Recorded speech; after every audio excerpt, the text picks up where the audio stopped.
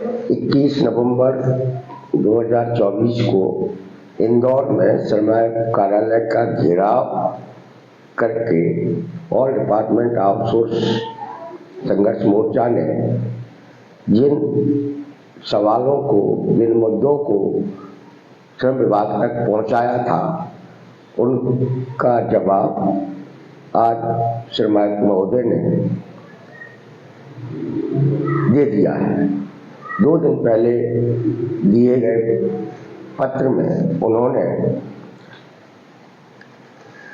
अपने हर जिले के संभाग के श्रम विभाग के अधिकारियों को निर्देश दिए हैं कि जितना भी कामगार कर्मचारी वर्ग है सरकारी विभागों में जहां जिस स्थिति में काम करता है उसे न्यूनतम वेतन दिलाना सुनिश्चित करें। हमने ज्ञापन के जरिए उनसे कहा था कि न्यूनतम वेतन जो पुनरीक्षित हुआ था उसमें जो वैधानिक रुकावटें आई उनको दूर कराया जाए। श्रमायुक्त महोदय ने 3 अगस्त को माननीय न्यायालय द्वारा स्टे हटा लिए जाने के बाद यह पत्र लिखा है। इससे एक बात स्पष्ट हो गई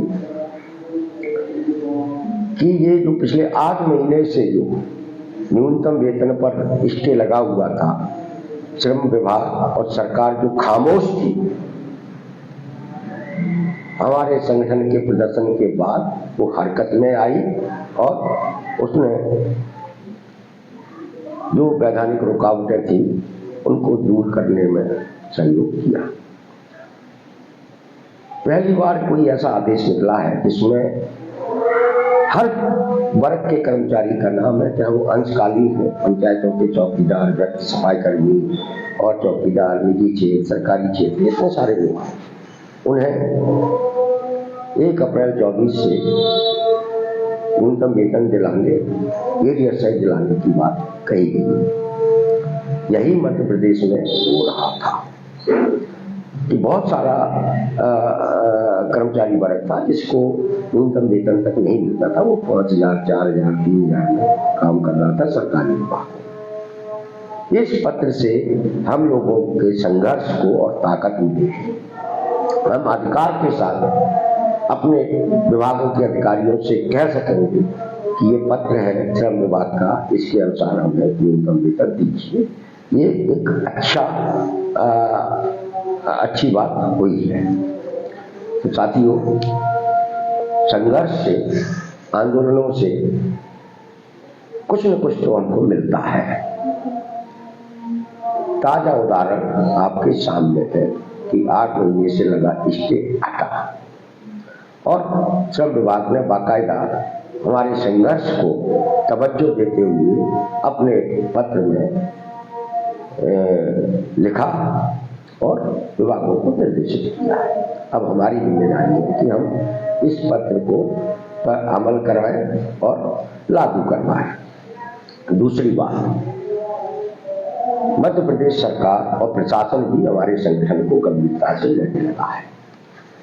17 दिसंबर को मंत्रियों के बंगलों पर जो हमारे धरनों का आह्वान है, पंचायत कर्मचारियों की ओर से पंचायत मंत्री के बंगले पर, स्कूलों के अंशकालीन कर्मचारी वृत्त की ओर से ये शिक्षा मंत्री के बंगले पर, ट्राइबल्स के वृत्त अंशकालीन कर्मचारी की ओर से ट्राइबल मंत्री के बंगले पर जो हमारे घेराव का, धरने का जो कार्यक्रम है, उस कार्यक्रम से भी सरकार में हरकत है और उन्हें ऐसा लग रहा है कि यदि विधानसभा सत्र के दौरान ये कार्यक्रम हुआ तो हमारी बदनामी होगी।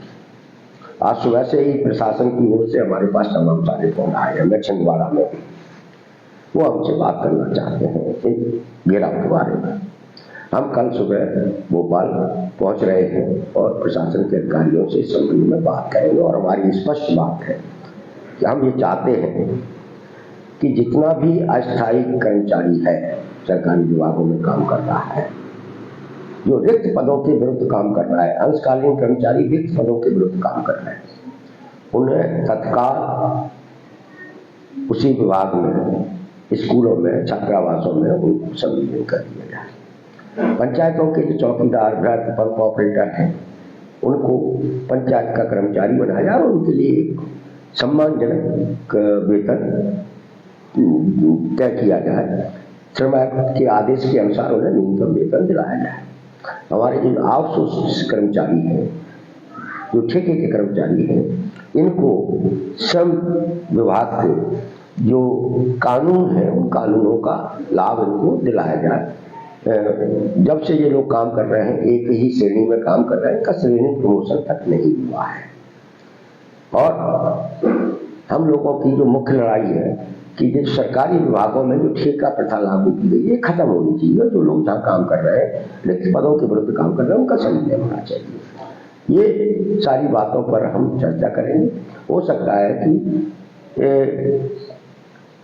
17 तारीख को मंत्री जियों के साथ हमारे लोगों की बातचीत हो। यानी कहने का तात्पर्य है कि हम लोगों की जो निरंतर आंदोलन हुए हैं, आंदोलनात्मक सक्रियता है, उसका असर सरकार पर है। 22 सितंबर के आंदोलन ने सरकार को अंदर तक हिलाया था। उससे पहले के आंदोलनों ने भी सरकार को ये संदेश तो दिया था कि यह वर्ग भी संगठित होने लगा है। तो साथियों, ये अच्छी बात है कि हमारा जो आंदोलन है उस आंदोलन को सरकार गंभीरता से लेने लगी है। हमारे मुद्दों पर सब सहमत हैं, सरकार भी के मंत्री, नेता, विधायक, अधिकारी सब सहमत हैं कि ऑल डिपार्टमेंट आउटसोर्स मोर्चा की तरफ से जिन मुद्दों को उठाया जा रहा है वो मुद्दे न्याय संगत है, उनके साथ न्याय होना चाहिए। इसलिए साथियों, आप सब लोग इस आंदोलन में के साथ जुड़े, भरोसा रखें, हम लोग जीतेंगे। इसीलिए हमने इस लड़ाई को निरंतरता को बनाए रखने के लिए कुछ दिन पहले आप लोगों से एक छोटा सा आह्वान किया था कि कोई व्यक्ति बहुत लंबे समय तक किसी भी आंदोलन को नहीं चला सकता, किसी संघर्ष नहीं विकसित कर सकता। इसलिए हम लोगों ने संघर्ष फंड का भी आह्वान आप लोगों से किया है।